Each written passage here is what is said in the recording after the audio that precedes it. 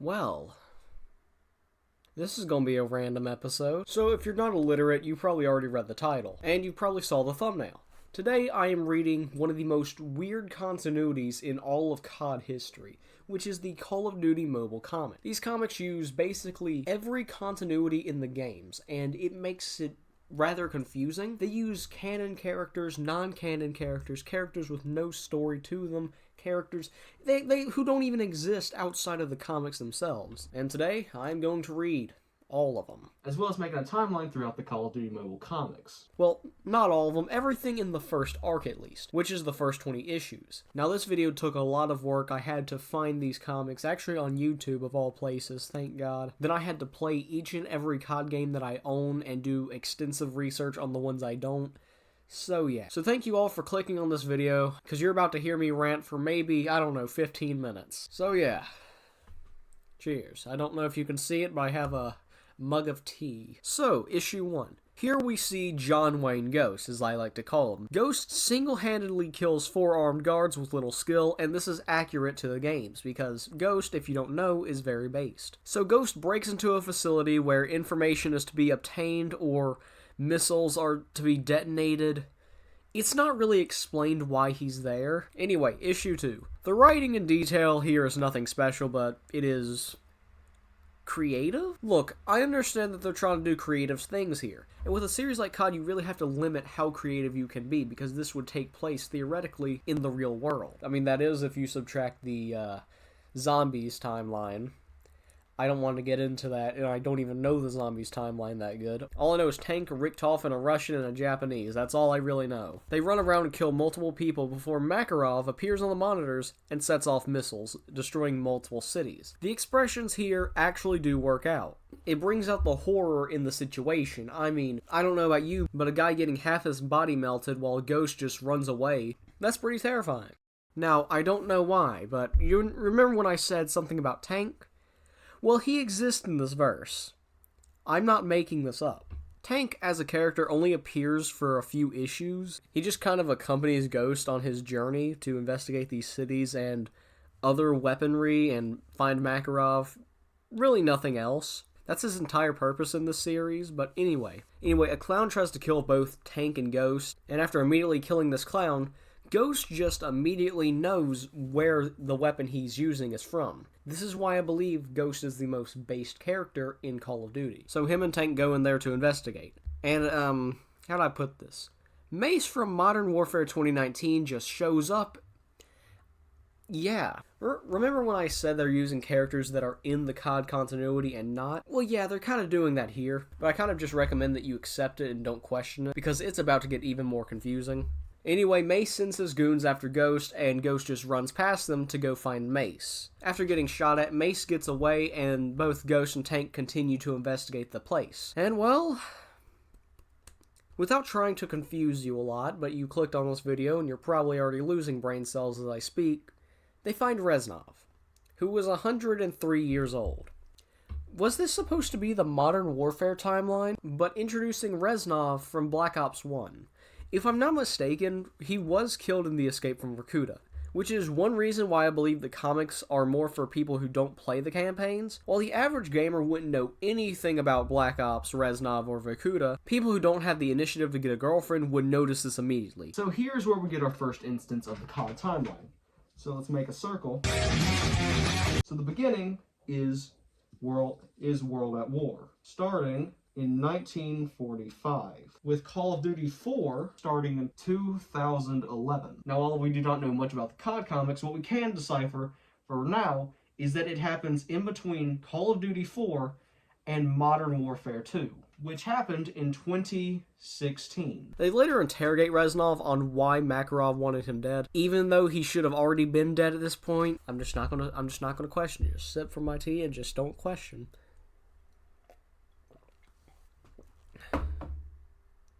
I'm still questioning this. I'm very confused. Reznov once secured a toxic gas called Nova Gas. The reason why Makarov wanted Victor dead was because he knew the location of the secret bunkers where this gas was made. Mara now shows up, and she is now hunting Makarov. And I actually didn't notice this on my first read-through, but He has the ghost symbol on his vest, so this might mean something. But throughout the comics, they really don't do anything with this, apart from what you're about to see in probably issue 10, but I'm getting ahead of myself. Mara gets inside the base to kill Makarov, but she misses, hitting 2 armed guards instead of Makarov, and she blames it on luck. But look, if you're this bad of a shot, you really have no right of complaining, especially when he gave you mercy of not killing you back. After going on a goose chase, she runs into Mace with a machete, and she gets slammed to a wall. She gets out and gets hold of Makarov. She holds a gun to Makarov's head to get Mace to put his gun down. He declines and just kills Makarov immediately. Oh. Now, this is very mind-blowing. If you get the joke, then good for you. Soap shows up with the rest of her crew, and for no apparent reason, like, it's not explained how she knew there was a bunker under that base, but she just finds the door and goes down. Again, this comic doesn't really explain a lot. Anyway, she finds an EMP and run from it as it launches. Now, the group that launched the rocket was Shadow Group, and at first I thought it was Shadow Corporation, but no, Shadow Corporation works with Shepard, and Shadow Group was seen here working with Makarov and with Mace, and I have never heard of Shadow Group before, so yeah. Now, no one knows how exactly powerful the EMP is, but Mace is apparently Shadow Group itself. I'm just going to assume he killed everyone in Shadow Group and claimed the name, but yeah. Then Mace goes to Alcatraz to find Hedora, a Japanese criminal. Hedora is not in any COD, he's just one of the many made-up characters. I mean, that's a cool design in my opinion. They set off the EMP, and the world is basically destroyed. This affects vehicles, intel, technology, and let's see here. Planes. Ghost and Tank survive a fall from a military plane from thousands of feet in the air because they grab parachutes at the right time. Oh yeah, by the way, Price is here. There's nothing else to that. He's Price. You always need to know if Price is in a continuity. Oh, so is Adler, I suppose. So I actually didn't know who Adler was, so I checked on Google, and apparently he betrayed the main character in Cold War, so that might be something. Look, these comics might not be made for the people who play the games, but it's not made for people like me either. I research things religiously at points, and it's a problem, and I need to stop. So skip ahead, Ghost gets a new look, and they set out on a journey. The Templar, this armored man, picks up Soap with one arm, and puts him on the ground immediately. So the Templar tells Captain Price that he can either treat Soap or die trying to kill him. Mara fights Hedora for some intel, and she gets poisoned and hospitalized, Oh my god, I can't speak. Now, I actually cried here, I cried tears of joy because the continuity got so much less confusing, because Tank got killed by Mace. Oh no, this makes it so much worse. Anyway, so, after talking to Ghost, Adler tells him that he might know a place, where he might find something. How coincidental. Anyway. Oh, by the way, Makarov is still alive? What? Oh, yeah, don't explain it. No. Anyway, he offers to tell Ghost the information he seeks, and tells him who 4 of the 5 knights are. Rourke, one of the former Ghosts and the main antagonist of Ghost, which I believe he was done dirty. He was such a good villain in my opinion. Hedora, not from any COD. Mace, not important. The best here, Menendez. Oh yeah, and also Reznov is just kind of in the back rooms for the next few issues. But the reason I believe this is for the people who actually played the games is because they don't build upon really any of the major villains who are known. Makarov, oh yeah, he just exists. Good for him. Anyway, where was I? Ghost begins to fight the Templar and gets put on the ground immediately. It was very depressing. It was one of the shortest fights I have ever seen. Let's see here. Do you remember when Sakura was useful? Yeah, I don't either. That has nothing to do with the example I was going to use. But yeah, point is, it was just a very, very, very short battle. Anyway, after the Templar goes to find Makarov, Makarov just drags Ghost to the shore. And the other ghosts come in and take Ghost in. Why? Did I mention I hate my job? Thanks to us now knowing Rourke exists, we know the Ghost timeline, which is from 2017 to 2027. Which means, so far, this is most likely a prequel to Modern Warfare 2, considering that Rourke is still alive and kicking. As well as Menendez existing, we now know that right here, in 2025, Black Ops 2 exists. However, it's not that simple. You see, this here is the CodM Comics. So, Menendez had to exist within this time frame. We don't really know what time that is right now, so for simplicity, it's one of 6 to 7 years.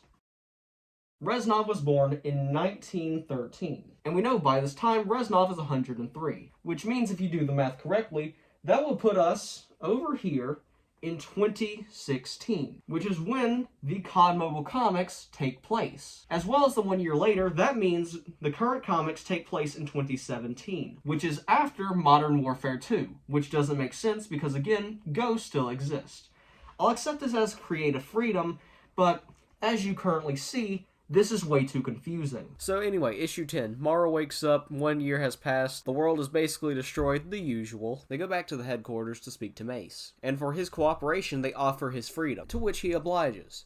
So, they go to raid. Okay, like, come at me, but this was the best map in COD, period. Anyway, these 3 people take out an entire army at raid. And so they capture Menendez, who looks like he's about to cry. It is actually very comical. Anyway, not much happens. Menendez is being questioned by Shepard and Price, which, I mean, I grew up on these old CODs, and this is just so out of place for me, but I love it. I don't love the writing, but, you know, you can make so many memeable moments with this. Like here. But the way they present Menendez either shows a creative freedom, or the fact that the writers didn't know anything about Menendez. I can somewhat understand because he's sitting in front of the 2 definitions of plot armor. Anyway, Hedora has returned to Japan, so Alex and Soap go after him.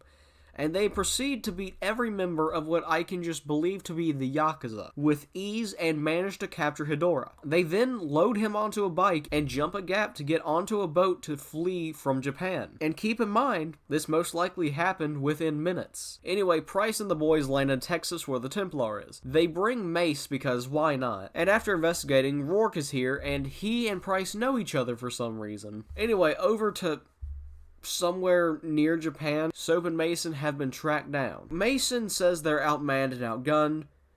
Hey, that's Price's line, and it's outgunned and outnumbered. If you're gonna say it right. So Rourke talks about how he would take lives if it meant he could fund his project. You laugh now, but if I were in his position and I needed to fund videos like this, I'm sorry, but you'd be dead. Now Rourke fights Mace, and it's not even close. Mace gets 1 hit on him and gets immediately put on the ground. Well, thrown to the ground to be specific. And so Rourke asks where Adler is, and what a coincidence, he shows up. Why did he know who Adler was, and why does he have a specific interest with him? Who knows, you'll just have to burn in this hellhole with me. But Adler is not alone. They get surrounded by the ghosts, and the man of the hour shows up. Ghost. Repeating what he said earlier, you can't kill a ghost. Look, I hate these comics with a burning passion, but they executed the return well. Anyway, issue 13, Ghost fights the Templar, and I've got to hand it to them. The fight is actually well done. The combat is very well demonstrated, and I feel this would make a great story if it weren't, well, the COD Mobile comics. And while there is some weird posing... What's that, the SpongeBob? Huh?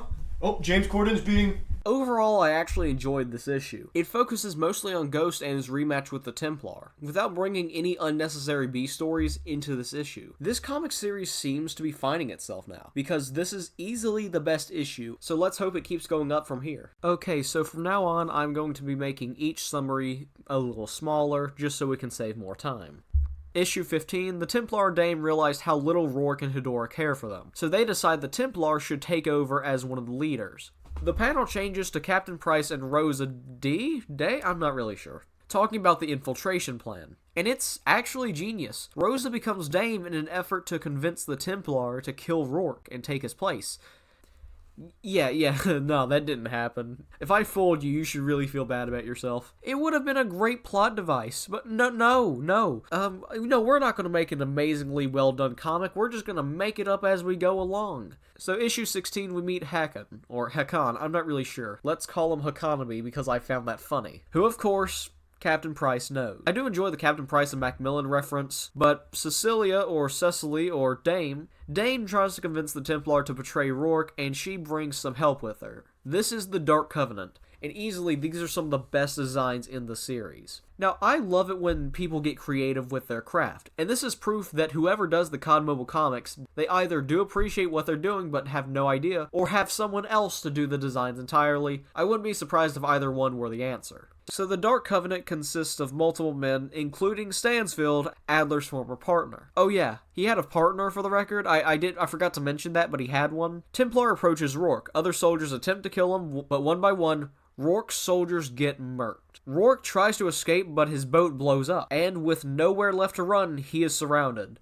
Dame states that they will rule this world before slitting his throat. I actually enjoyed this comic for what it was. It was a well-done issue, with little I disliked. I love that the writers are getting creative, despite that they don't really know what they're doing with the series. And while I don't believe any of this could even begin to work in the games, it has a very good place here. And it would be even better if the continuity weren't so confusing. Well, Roach is here. Time to dissect the timeline. You love it when I get more confused. So Roach is introduced in Modern Warfare 2 and dies in Modern Warfare 2. But as we know, the comics currently take place in 2017, which means that Modern Warfare 2 should take place down the line, but again, they don't know or care about what they're doing. Thank you, live action Talon. I'll be taking over from here. Now, the Templar betrays the Dark Covenant. It could be because of the fact that he knows where his daughter is and he wants to help her. He attempts to leave the Dark Covenant. Once it's all done and over, Price kills Hedora. But Hedora set off a nuke that will detonate in 1 minute, with some of his final words being, "It's as you say, Price, everything's going dark." And here, Ghost has found the 5th Knight, with the help of the Templar. And it's Adler. I don't know who this comic is for. He betrayed the main character in Cold War, so if you didn't play that game, then this comic's not really for you. I'm having a brain aneurysm. Ow. Ghost questions him, but it all boils down to false flagging. The kind where you strike your own country in order to blame another. And with nowhere left to run, Adler leaps off a cliff to his own death. Soon after, the nuke went off. And this is now the best issue in the series, come at me. I personally do enjoy the reference to Shepard's 30,000 men that were killed in the blink of an eye. Well, guys, let's get back to dissecting that timeline. And yet, another thing. So it is stated by General Shepard in Modern Warfare 2 that he lost 30,000 men and the entire world watched. Well, he said this in 2017 in the comics. So this means Modern Warfare 2 now takes place either in 2017 or 2018.